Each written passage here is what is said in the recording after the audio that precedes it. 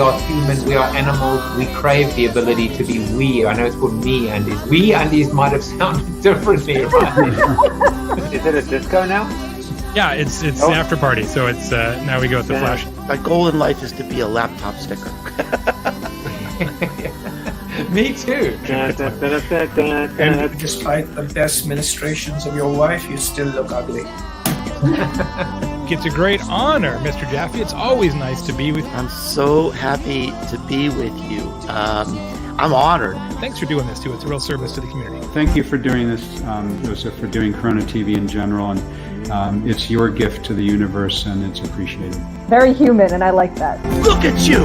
You are insane! How did I do that? You're insane!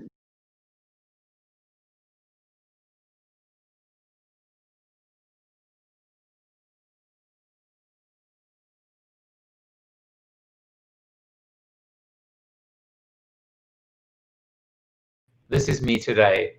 A change is as good as a holiday, and please tell me that I look at least 49 years younger. Please tell me that I look half my size, and please tell me, as a good friend of mine who lives in Australia now, he once looked at me with my ears and he said, "Look, everybody, the FA Cup, which is a trophy." But this is me. This is the new me. This is the old me. This is the old new me. My mom is watching. Well, she's already seen me today. And Bob says I'm insane. What do you think, Bob? What do you think of this, of the new look or the old look? I decided to do away with that convict look, and I feel great. And I feel a bit weird as well, a little bit exposed. I did keep all the hair, all the facial hair, and it's a little ball. It's like my pet rock. Maybe I'll introduce you to him. I need a name for my ball of red and gray and white hair. But that was yesterday. This is today. Today is going to be awesome because I'm catching up with Cyrus Krohn. Cyrus and I haven't seen each other for, I don't know, donkey's years or elephant's years. You see what I just did there? The whole Republican Democrat. By the way, independents need an animal. What is the independent animal? Think about that. Chip says, I need you to shave your head. I don't think that's going to happen anytime soon.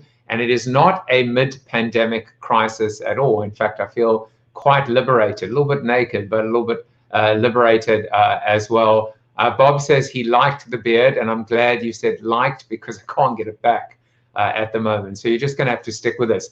Cyrus, but enough about you or me. Let's talk about Cyrus. Cyrus has a new book coming out called Bombarded. And it's going to be awesome. We're going to talk about the intersection of digital media and digital politics, or politics in general. What went wrong, or what we can do to make it right. And he's also, I just found this out, a candidate for elected office in Washington State. So vote Cyrus. Vote Cyrus. So I'm excited to talk to him about that as well, and how he's doing things, I guess, differently. Because Lord knows we need something to change. Yesterday, I welcomed Marcus Whitney. Today, his book launches, which is I better get it right, Marcus, you'll kill me. I want to say orchestrate and create, but I think it's create. No, it's create and orchestrate. But it launches today, and you can buy the Kindle book under $1. He's doing that as an introductory offer. Take advantage. Go click on the links. Support a worthy book and a wonderful, wonderful man.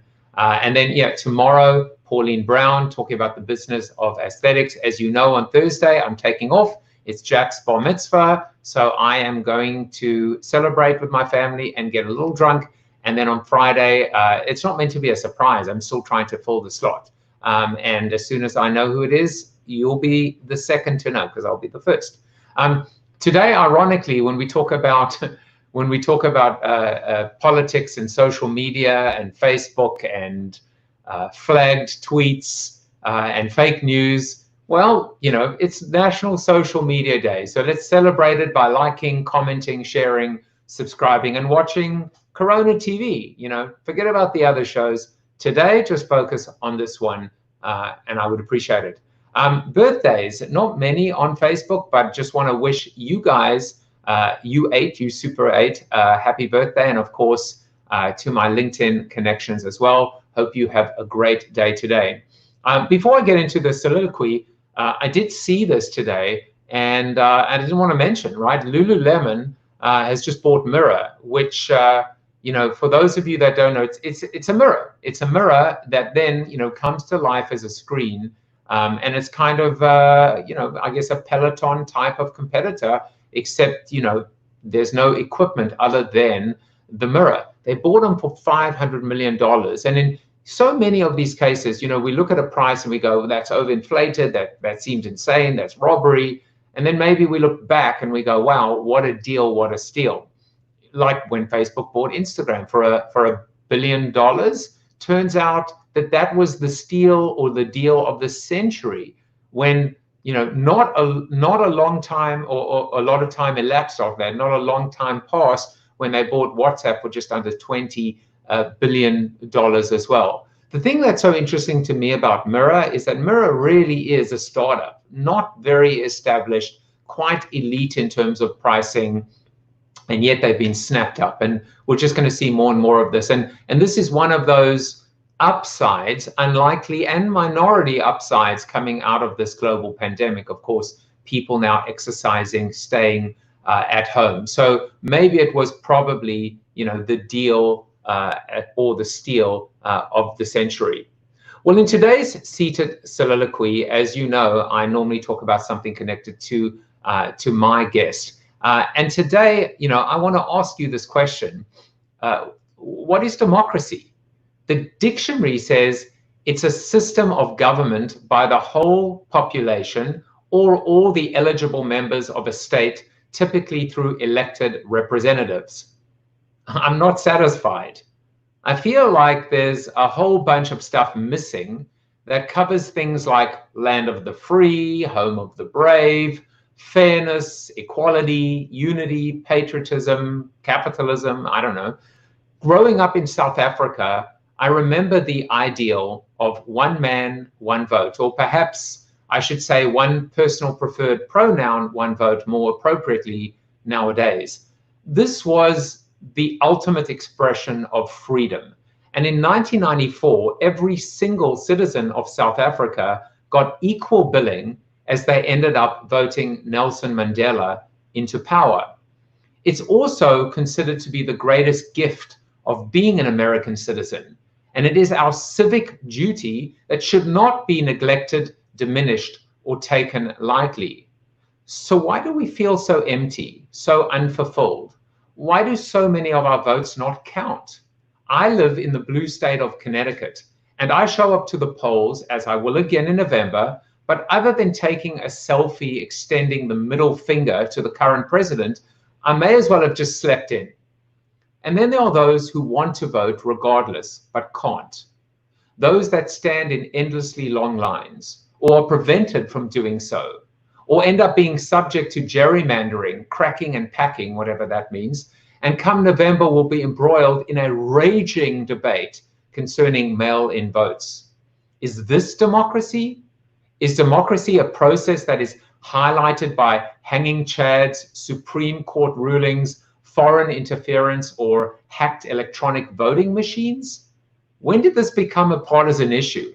When did this become weaponized? Surely we can all agree on some of these things. And that was rhetorical, and don't call me Shirley.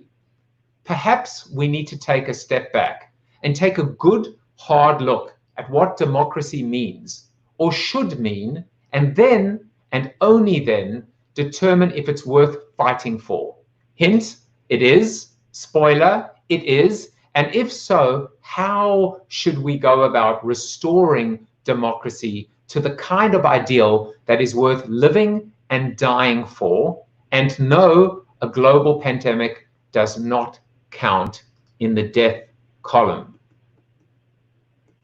Well, I wonder what he has to say about the soliloquy. But first, let me set up Cyrus Krohn. Imagine an imminent America where citizens are bombarded with personalized political messages from every smart device, yet information is so suspect nobody can tell what the truth is. Already citizens don't know who to trust or what to believe about COVID-19 or anything else. If we ask nothing more of tech providers or digital citizens, the fog will continue to thicken. Irritation will merge into despair and then numbness, and democracy teeters. So, are you ready to get bombarded? Because if you are, it's time to bring on Cyrus Krohn. Cyrus, welcome to the show. Hey, Joseph. Thanks for having me. Appreciate it. I feel like you're Zach Galifianakis and I'm between two fans here. Between two fans. I like that. Maybe that should be the name of my show, you know, Between Two Fans. Yeah, sure. I like that a lot. So I'm ready to get bombarded. Bombarded by comments, bombarded by intelligence. I feel like I'm about to get a masterclass, and I'm excited to find out more. But first of all, let's just go back to the beginning. Do you remember when and where and how we met? We were traveling the country together. You were working for Microsoft on contract, I believe, and we would go to all the major cities around the country and talk about how digital marketing was going to evolve and how marketers might begin thinking about shifting budgets from traditional television to the web. So feels like eons ago. So do we need to apologize to each other for everything that went wrong after that point? I've had a few sleepless nights where I think about the implications of my actions and raising 3 young children, what I've brought them into and some of the parts that I've played in the process. And it is troubling sometimes. I mean, you know, we're in this great new period of change and I don't think we're probably 15% of the way through how technology is going to further permeate society. And if what we've seen so far is any signal of what the future holds, we better buckle up and get our act together because we are being bombarded, you know, by the millisecond. It's true. And you know, there is so much to talk about in terms of your background and your credentials, you know, and you may need to apologize again because you have many claims to fame, but one of them is you actually brought political advertising to the web. Well, real credit for that goes to George, just in your neck of the woods. George Pataki and Peter Vallone were competing in 1994, and that is the first known instance of political ads on the internet for, you know, small race in New York. I was involved in bringing political advertising to the internet via Microsoft at a much larger scale. So yeah, I guess you could blame me for that as well. I'm not really blaming for that because I think they're bigger fish to fry. I still to this day do not understand political advertising in general. And one of the things that I've had almost a little bit of fun is, you know me, I wrote a book called Life After the 30-Second Spot, and I've used political advertising as the perfect, you know, validation that television advertising doesn't work. Why? Because one candidate is always going to lose, and pretty much they got a 0 return on their investment. Whereas, you know, the other candidate wins, and I suppose they would look at advertising and say, it's amazing, it's incredible, I got a 100% return on my investment. Remember Wanamaker said, half my advertising is wasted. The problem is I don't know which half. Well, we do know it's the loser half. But if 1 in every $2 is being completely wasted off the bat, does that mean it works or it means it doesn't work? It's also a one-day sale, although with mail-in ballots, that one-day election has now evolved into a fortnight when ballots drop 2 weeks before election day. You know, some people run for office to raise their name ID, and that political advertising helps them in the next election because they know they might not win that one, but they're going to develop enough of a rapport or familiarity with the electorate that when they run 2 years later, they're a bit more of a household name. So maybe not entirely wasted, but you're correct. You know, second place is first loser in politics. Absolutely, and I think also what's so interesting to your point. I mean, if we look back at the last election, 10 days before, I think it was about 10 days before, was the infamous Comey press conference. Yeah. When he said he was reopening the investigation into Hillary's emails, and that I think was connected, if I recall correctly, to Weiner and Anthony Weiner. Now, can you imagine what would have happened, or how many votes might have been cast had there been, absentee ballots and mail-in votes a week, 2 weeks, 3 weeks before? That press conference to this day makes zero sense to me, almost as if it was designed to throw the election. I don't understand the point of that at all. I mean, it was just so out of time and context, baffles me. Well, and there were no repercussions, so everything worked out perfectly and swimmingly well. So, well, I guess the repercussions were that he got hired and then fired by the Donalds. So, and so we're going to talk about fixing, right? Fixing running for office, fixing democracy. But I thought I'd have a little bit of fun with you because when I think of Cyrus, I think of only one character. And do you know which character that would be? Nicolas Cage in Cyrus the Virus, which I mean, is talk about irony. It's like it's social media day. We're in the middle of a global pandemic. Sometimes I guess the only thing we can do is laugh, right? Because otherwise we'd be crying. But so I have a few more photos to embarrass you. Awesome. I love this. But I have to say, before I get there, because it gets into politics. Your background is fascinating, and as I was saying yesterday to Marcus and other people before, there are people that I've never had the pleasure, the privilege of sitting down with and just talking to for 45 minutes, getting to know them and getting to find out about them. Maybe that was a failing on my part, that I was too busy talking about myself or about marketing, but now I can actually get to know the people. And so this has been the gift that I've received from doing the show. And so this is what I found out about you. So first of all, you keep a record of firsts on your website, ranging from your personal to your professional life. Tell me about that. I just love it. Well, I just don't want to lead a normal life and follow everyone else. I'd like to innovate and push the envelope and try new things. And so whenever I have the opportunity to innovate, I jump for it, and I chronicle those on my website. And I'm proud of each and every one of them. And I wouldn't change a thing if I had to do it over again. So give me a couple of examples of some of the firsts that you've documented. Well, let's see. I was the commencement speaker at my alma mater and the first member of my family to ever give a commencement speech. That was a lot of fun, and I almost didn't make it because when I got to campus, some of my friends who were still affiliated with the college thought we'd go relive our glory years, and didn't make it back to my hotel room until 4 a.m. and a few too many, but managed to get up and give that speech. I was the first of a group of Republicans to sign on to an amicus brief supporting same-sex marriage. And we celebrated that just a couple of days ago with the Supreme Court's ruling. Let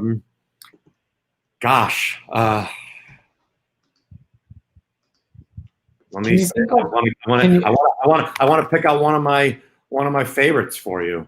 And I also want you to think about maybe one of the oldest firsts. And you can even think about it while we're talking, because what I love about it is, our memories are so fleeting, and I wish people talk about like, what could you do if you could do it all over again?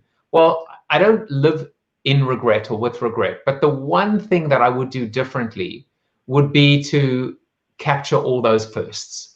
The first word that and my wife has a much better memory. She probably remembers them all anyway. But you just think about the day that your kids took their first steps, or specifically with children, but also in terms of awards or or milestones or losing weight. It just seems like if we were able to capture all of those firsts, maybe during tough times we could celebrate more. Let me flip the question on you for a minute. Who was your first guest on Corona TV? Well, that's easy. My first guest was my sister, and it all came from, I was talking to her. She had a spinning studio. They were looking at closing their doors. Because of the virus. And she figured, and she said to me, if we closed our doors, we would close them forever. And so she pivoted the business and started investigating streaming and trying to take her classes online. I said, well, why don't you come on my show and be my guest? I know it's a little bit of, favoritism, family favoritism, nepotism, whatever. And suddenly that led to this. So without that moment, none of this would have happened. And so I will never forget that first, because Corona TV, I hope, will be with me for many, many years to come. I hope so too. And I know you've got a lot of followers who wish for the same. So let me address one more, which has a couple of angles to it.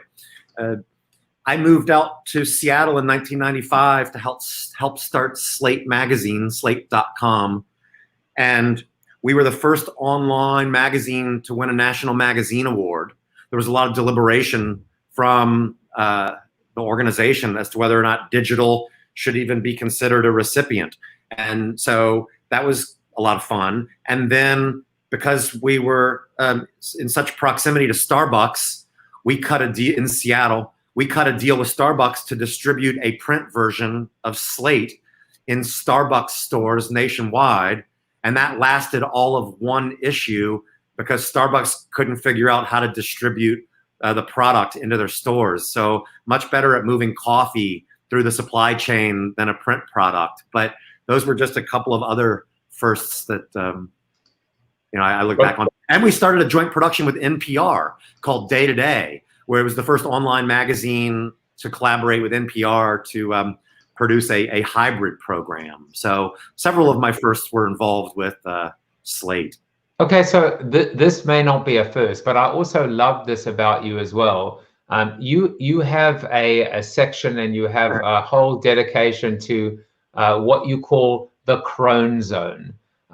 So talk a little bit about what the Krohn Zone is. My father decided to drop out of Stanford Law School and go to Vietnam and fight in the war. And he managed an area, and his troops began to refer to the area that he was managing as the Krohn Zone. And it's just a moniker that I took from him and use it to this day. So. And I saw a quote. Normally I put quotes and I tell people, I let people kind of guess what the who said the quote. But I really loved this one that said, "My family is my strength and my weakness." What does that mean to you? Oh, I mean, parenting is tough, and you think you know it, but you don't. So I do everything I can for them, but I also realize that I'm learning on the fly.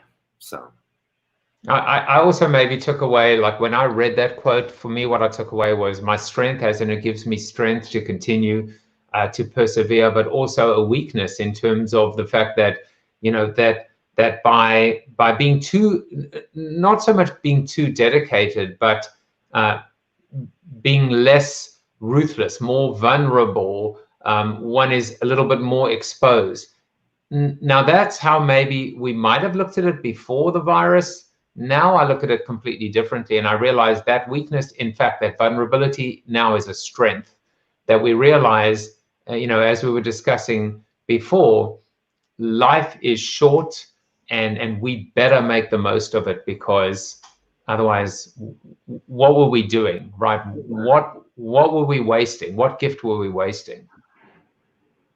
Sorry, we've got some fighter jets flying over. I'm staying at my parents' house in Florida, not too far from the Air Force Base. Well, Joseph, in business, everything's measurable, and you have your KPIs, and you can account for them quarterly, annually, and that's your benchmark. And with family, how do you measure those successes? Because they're slightly different. My KPIs might be different than your family's KPIs. I want my kids to go to college and do what they're going to do. And, when you do that self-assessment as a father, you at least I question myself often. And I'm a very confident person, and I work hard, I play hard, but I measure my performance. And the one thing that's incredibly hard to measure, I believe, is parenthood. My kids can read, they can write, they've got they're well behaved, they got good manners. They're accomplishing all the things that I'm rearing them to do, and I'm pleased with the report card to date. But my weakness is that I don't know how it plays out, and I question whether or not I'm doing it correctly or not. And time will tell. So, all right. Yeah. So I want to get into your. People are watching and they don't, and they've got a little taste. Whether it's Slate or magazine, or that you're running. You're running for, I think, a state representative. Let's embarrass you a little bit and do some name dropping, shall we? Sure. So, not really sure who that is, but I see a cardboard. I think it's a cardboard cutout of you. So I don't know if maybe it was like a fun house. Or something like that, and just to make sure that we give both sides what they're looking for, some meat. Here's another one, and I'm fairly convinced that that's a cardboard cutout either of you or of Barack and Michelle. But wow, I mean, amazing photos. In all sincerity, I just absolutely love seeing these photos. And what I take away from this, jesting aside, is there is, even though Andrew Keene said what we need is imbalance, with you, there's balance. I always feel like you will pursue the side of the truth. You will always vote for the best candidate, regardless of what party they belong to. And I'm not necessarily saying you voted for either George W. Bush or Barack Obama, but these two photos, I've always known this of you when we met, which is level-headed, pragmatic, grounded, anchored in reality, in truth, and in fundamentals and foundation. And so, with that said, I would love for you to spend a little bit of time talking about your accidental entry into politics and what your journey has looked like, with everything from helping John McCain on his campaign to today. How has that informed your decision making, your perspective on our country, our process, our political process, and where we go from here? Well, Joseph, first let me say that if that's the impression I've left on you, it really hits me in the heart, because that's how I would like to leave my legacy on this planet, as you've described me. So thank you. Wow. So let me go back to your comment about the bat mitzvah, because my career all really leads back to synagogue. My father wanted me to pick up my younger twin brothers from Hebrew school, and I didn't want to do it. I have another brother 2 years younger. He didn't want to do it. So we did a coin toss. I lost the coin toss. I had to drive 30 miles to go pick up my siblings, and their Hebrew school instructor came out to the parking lot and said, "My intern just quit. Would you be interested in coming into the White House for a couple of days and helping clean up my desk? It's during the campaign season, and I just need some house cleaning done." And I really didn't have any real political leanings at all at that time, but I thought the opportunity to spend a couple of days, observing power from the inside would be pretty fascinating. So what was supposed to be a 2-day assignment led to a multi-month assignment.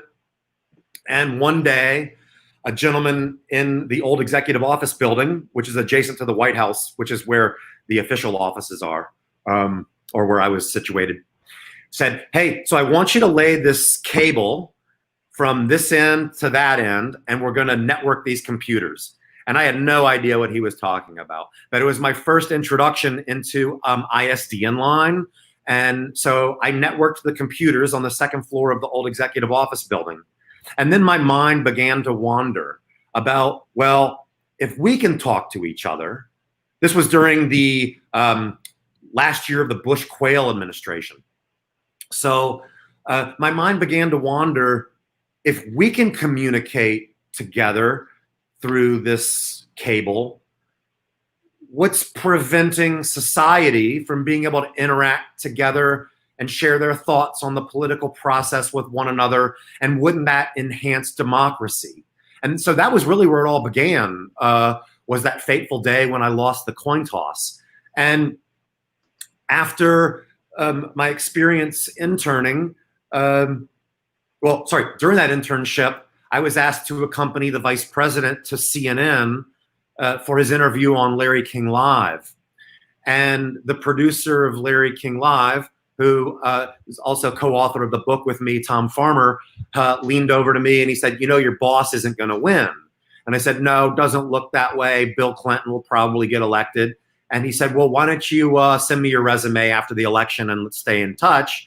And then he hired me to come work with him at Larry King Live, which led to my job at Crossfire. And that is really where I began to appreciate, value, and understand both sides of the political debate, because neither side's always right. And when I was producing Crossfire night in and night out and understanding how the Democrat or Republican viewed a topic and then the debate that ensued, that's what I believe was the core of my understanding of respecting and honoring both sides and knowing that one side is not, always right. And, I've got plenty of issues with the president, but there are some things that he's done well, and I'm willing to stand up and say that. And I don't have Trump derangement syndrome, and so many do. I think we should be able to acknowledge that even though there's no shortage of problems with the man, there's a couple of things that we can look at and say, hey, job well done.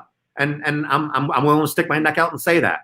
And I do that with anyone of any political stripe. So I think so. There are a couple things that I want to build on there. The first is I'm convinced. I'm glad we spoke about Crossfire. I've been talking about, remember, Hannity and Combs on. I'm convinced that that's what we need right now on our on every channel, every form of medium, which is the ability to have two people being able to tackle key issues, but actually have a commitment from them to get to a better place or middle ground or find the points of connection. Now I'm actually thinking that if I was pitching a show, that show would have a judge, and that judge would ultimately make a ruling, and that judge would be independent, and there would have to be a verdict, which is it can't be yes and no at the same time, right? It can't be, if we're talking about pre-existing conditions, there's got to be a ruling that says, here's the ruling, this is now the fact, or this is the truth, and everybody now has to abide by that truth moving forward. I have to believe that whether it's technology helping with fisking or fact checking real time, or creativity in terms of a format, that we can get to a better, to your point with your career, a better dialogue, a better networking or ISDN connection between two disconnected, peripheral pieces of equipment or humans. Well, getting back to what you were addressing at the outset, the internet has what I thought it was going to be, and what it's become. My belief, I think naively, was that the internet was going to be this great democratizing force, and there was going to be such depth of information that you could consume it in such great detail that you could become much more versed in any topic and be able to debate it holistically. And what's really happened now is we're scanning headlines worse than we did with the newspaper, and that's made things worse. I was smiling when you were talking about your program, and I really think you should do it. Let me share a quick anecdote with you. We talked about Crossfire. For those that aren't familiar, there were co-hosts. Michael Kinsley always represented the liberal viewpoint, and then on the right it was either Pat Buchanan or Bob Novak. And years after Michael left Crossfire, he had an idea for a show which was identical to what you were just describing, and he was going to name it Ceasefire. And the idea was, could we come to an agreement? Two guests would come on that really despised each other for whatever, or their issues, and they would come to the goal would be to get them to come to an agreement at the end. But you could call it Peacefire or something. But I love that idea, and I wish we had more arbiters on not only the internet but in society at large. We used to have, and you're a global citizen. News councils are a real thing outside of the United States, and when somebody disagrees with how a media outlet portrays them or misconstrues what they say, it's a form of an ombudsman. They have a third party that they can go and resolve matters with. We used to have news councils in the United States. There were 12 of them, I think, at the peak. The last two that were remaining were in Minnesota and Washington State. And Washington State News Council folded several years ago, but there is no arbiter anymore. And so who does serve as that judge you describe? Yeah, I mean, we'd like to say, obviously, that the judge, jury, and executioner will be the ballot box. But yeah, I mean, and that's exactly what I even mentioned my soliloquy on yesterday, which is recognizing, right, is it First Amendment or is it Second Gulfstream? I mean, it is challenging right now to find a voice, a path forward. And I think, and in reading your introduction, what I thought was so interesting, and certainly we'll get into, I think it's a good time to get into the book, Bombarded. We don't know what to think anymore. We don't know what to believe anymore. We don't even have consensus on wearing masks. And I've said this, and I just want to get your opinion. When I lose hope, it's because if we couldn't come together on this, how on earth will we ever come together again? So maybe I'll ask you, do you believe we can ever come together again? And if so, how? I do. I don't think it's going to be immediate. And in your social posts before the program today, you mentioned that my focus is on, can we save democracy by 2032? Screw that. Can we save democracy by 2020? And what can we do immediately? My concerns on that are fairly dire, because I don't think that there's a lot that we can do immediately. I think that over the course of the next 6 to 8 months, as we move towards the election, there are limited things we can do. I'm very pleased to see the marketing boycott taking place on Facebook now, because it's at least putting pressure on executives there to think about what they can do, and maybe they've got some releases in the dev queue that they can expedite that they've been thinking about. But as you know, development cycles from an engineering capacity often take anywhere from a few months to a few years on the long end. And if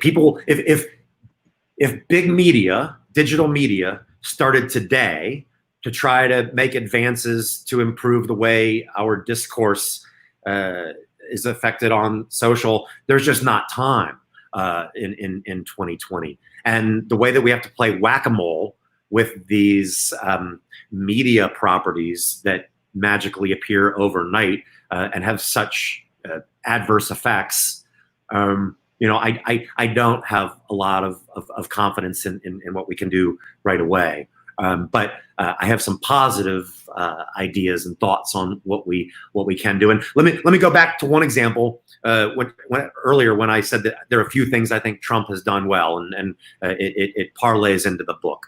Now, I think that his interests in doing this were self-serving, but recently, the president came out proposing that we revisit Section 230 of the Communications Decency Act, which treats social media as broadcasters and would then put them into more of a regulatory state. And I think that's what Zuckerberg and others have been trying to avoid, is once you begin to moderate and function as a broadcaster, you, by extension, fall into what Section 230 enables. And I believe strongly that we need to tighten the screws a bit to what are the new broadcasters of our day. And so what the president's intentions were on Section 230, I couldn't tell you, but I agree that we need to tackle that one head on. And that will then impact how technology and social media companies have to monitor and maintain discourse for the public good. But it is, the 230 though is a Pandora's box in many respects, and I think we have to take a step back and it appears, and I might be oversimplifying, and maybe with cause, that the entire conversation on 230 came from the president's nose being pushed out of joint by Twitter's attempt to exactly. And that's my point, is he was doing that because it was self-serving. I'm looking at it more holistically for the betterment of mass communication and how we've got social media run amok. So Chip is weighing in here, I see. Yeah, and of course, many different layers, right? From a corporate level and a global level, all the way down to an individual level and a user level. Yeah. So it's certainly challenging. Generally, the feeling from the internets or the interwebs is it would not be a good thing at all. But I mean, you're a little bit more informed than most people. Well, I would propose that we approach it slightly more like Sarbanes-Oxley, where self-regulation is where it all begins, and then there are penalties if you don't adhere to your own self-policing. So let's put the trust and belief in the businesses to do the right thing, and then evolve from there. I don't think we can be draconian with this, but if we don't do something, it's only we're going to be further bombarded, to slip in a plug. Well, I will see your plug, and I will raise you a subtitle. The book is called Bombarded: How to Fight Back Against the Online Assault on Democracy. And I think we should talk about that. I think we should talk about how to fight back. First of all, why don't you define the online assault on democracy? What is that? What does it look like? And then I think people want to hear, how do you fight back? Give us a taste. Sure. Why don't I throw out another controversial topic, as Chip mentioned in his comment that 230's, loaded. Anonymity online. It's very easy, as probably many people watching the program today have done, to create a pseudonym on Twitter or any other profile to make a point or get an issue across in a way that allows you to hide behind the curtain. Well, I personally, in my life, stand behind everything I say, and my belief is that if I'm going to put it out there, I should attach my name to it. And one of the Jack Schafer, who's now writing for Politico, has written about this, that anonymous sources used by traditional media are problematic because New York Times, Wall Street Journal, and others often use an anonymous source said. Well, I think it's pretty important when somebody's making such a bombastic statement like that we know who it is, because then you can go and look at the cookie crumbs and determine what that person's motivations were. I would apply that to social media as well. And in the book, I'm calling for the discontinuation of anonymity, and not that dissimilar to when you go to take money out of a cash machine and have to put in your, 4-digit PIN, that you've got to, through some method, authenticate yourself before you can post on a comment board. And I've gotten a fair bit of grief on that one because around First Amendment rights, people believe that they should be able to say anything they want under the guise of whatever pseudonym they want. And I believe that that is one of the things that the internet has enabled that is degrading our democracy, because it's being used it's the weaponization of the language to pit people against each other, to create that foment and hatred where we're in this cold civil war right now. So I put something together, which is, in listening to you, is what I called authenticated and anonymity. I think that it's still anonymous, but you've been verified. It's almost like you've been verified, but your anonymity indicates that you're not a troll, you're not a hacker, you're not Russian, whatever the case may be. Amen. And again, like I've always felt, and you and I, this is how we met.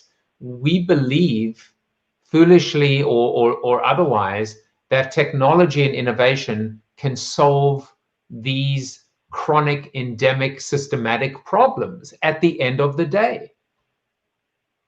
But you've got to want it, right? You've got to want it, and this is, this is the challenge. It takes me back to the debate between electoral college and popular vote.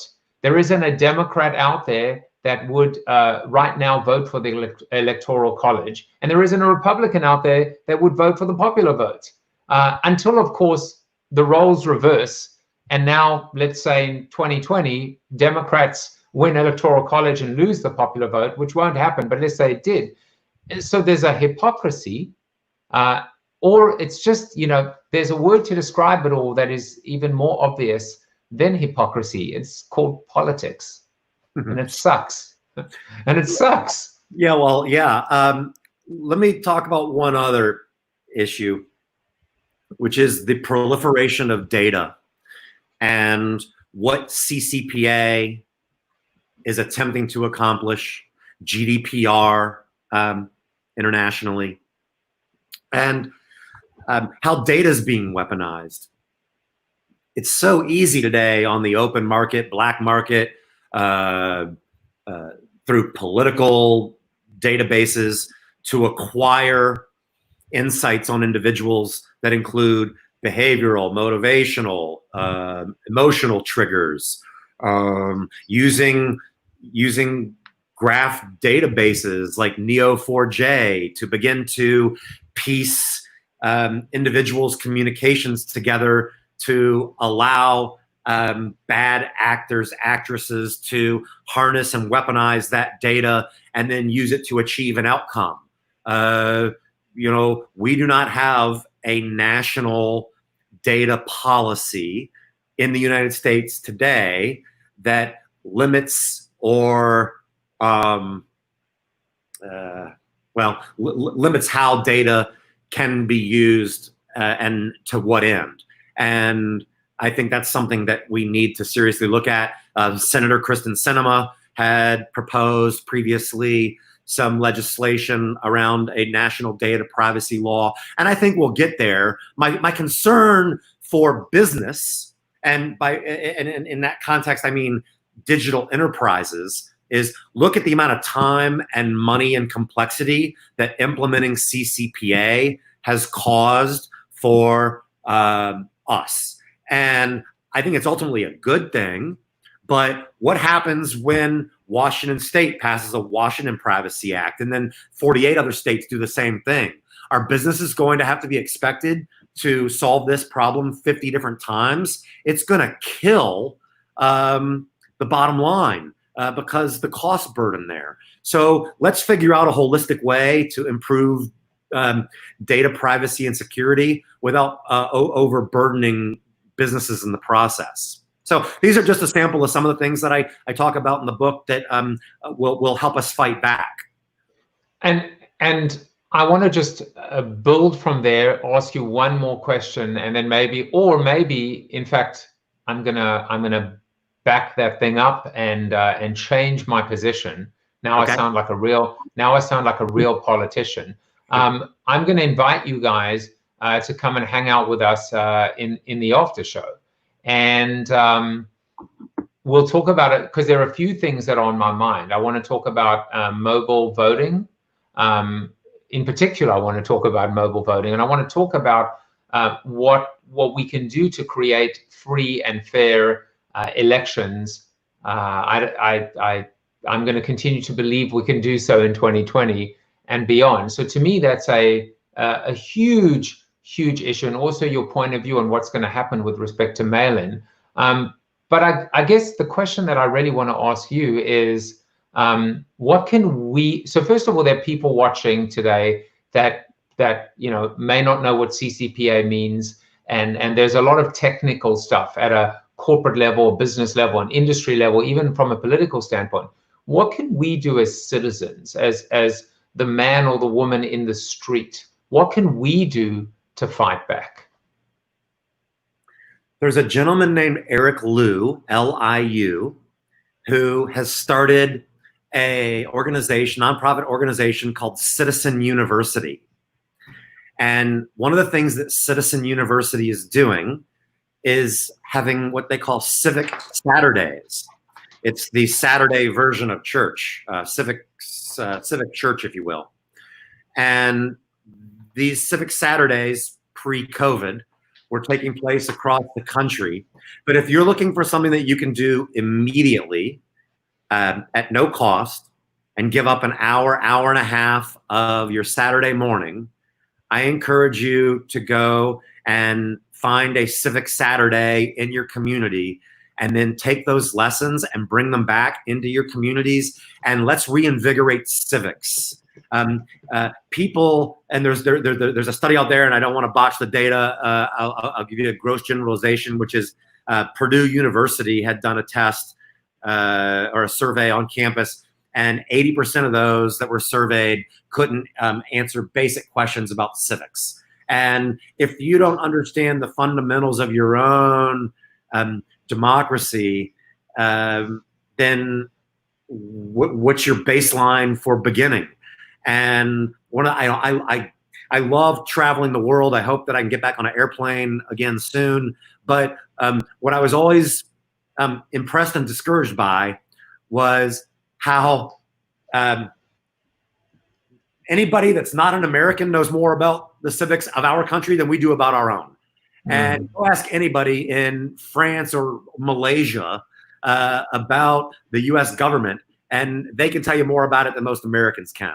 And so let's just get back to the basics and understand what is the Constitution? What's the Bill of Rights? What do the 50 stars on the flag represent? Simple things that when you become a citizen of the United States, you're expected to pass that test. But we don't. Which I did. I got them all right. Awesome. And why don't we do more of that and learn about ourselves and what we can do to be better people? I like that. Go back to school, get educated, and get back to the basics. So the last thing before we move over to our Zoom after show is that you are, you clearly, I think there are two kinds of masochists in the world, right? There are entrepreneurs, and then there are people that are running for some kind of government. Why do you love pain so much that you want to actually go and look to run on a platform of unity and restoration? Yeah, I'm a glutton for punishment, aren't I? It didn't take but a couple of hours after I announced that I was already attacked by both sides. So that should tell you a lot about how the two-party system is so entrenched that we don't have more options. So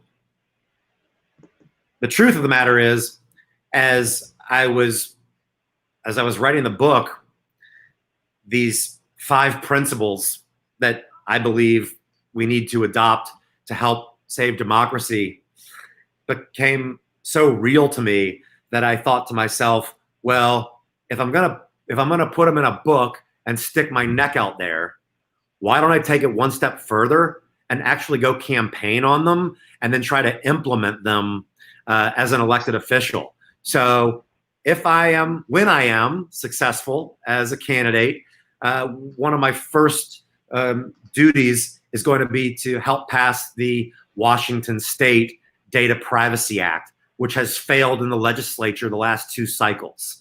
And as I've already mentioned, that's paramount to my beliefs and how we might save democracy. So instead of somebody else reading the book and going and doing it, which I hope they do, I figured I might as well go do it myself. So the campaign is in a lot of ways bringing the thesis of the book to life. I subscribe. I always have. I always will to walking the talk, eating one's dog food. In many respects, I'm doing this. I talk about, joining conversations and consumer-generated content. Well, here I'm doing this part. You're running for office. I think it's going to be fascinating. No doubt you will learn so much as you already have. But now I have 2 things to ask you in the Zoom after show. One is, and for those of you that are watching on Facebook, you can just continue to stay. It will be a different post, but you can watch it on Facebook, or you can come and ask Cyrus the virus a question. I'm just kidding. But now I want to hear about mobile voting and what's going to take to push that over the line, and these 5 principles or these 5 steps that you alluded to. But Cyrus, anything that we didn't hit today? Obviously, you guys can find out more about Cyrus and Bombarded at cyruskrohn.com. If you are in Washington State, you can vote for him. You should vote for him because you can see that he is an independent mind that pursues the truth rather than weaponizing one partisan point of view over the other. Anything that I didn't mention? Just that I want to talk about you for a quick second, which is back in the mid-90s when we were traveling around the country together, you saw the future far ahead of many, and anyone that hasn't studied your work from decades past should go find every way to follow what Joseph's been doing, because he's an innovator in his own right and speaks the gospel. Well, amen, Brother Krohn. I appreciate that. That's very kind of you to say. It's funny because this takes us all the way back to those MSN best practices. It's when I became an entrepreneur, and here we are all these years later, and we've connected again. And so it has been a absolute pleasure catching up with you. But good news for me, we continue to do that. And so let's head on over to the Zoom after show and continue the conversation there. Yeah. And by the way, mobile voting is happening. So if you want to hear about that, come over to the Zoom show, because it actually really is happening, and it's happened already in 1 state. And I'll tell you where and when and why. Awesome. All right. We'll see you there. And for the rest of you, we'll be back tomorrow. So take care, everyone. Bye-bye.